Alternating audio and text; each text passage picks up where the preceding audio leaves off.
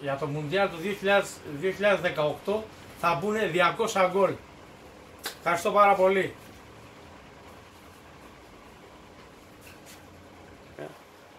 Για την Αργεντινή πιστεύω ότι θα πάει στους 4 και οι Γερμανοί θα αποκλειστούν στους 8. Η Γαλλία θα είναι στο τελικό.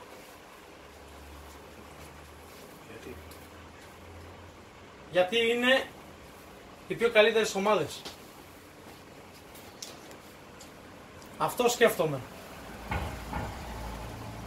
Με το Μέση για τα γκολ που θα βάλει με την Αργεντινή. Με τη Βραζιλία θα βάλει ο Κουτίνιο, ο Νεϊμάρ, 3 γκολ ο καθένας.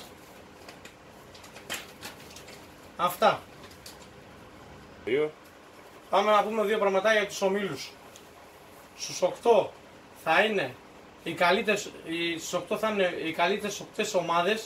Οι καλύτερες ομάδες στους 8 θα είναι Αργεντινή, Βραζιλία, Γερμανία, Γαλλία, Ισπανία. Τώρα ποια άλλη είναι και άλλες.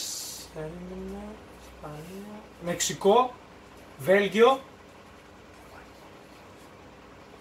Ουρουγουάη. Σας ευχαριστώ πάρα πολύ που με παρακολουθήσατε.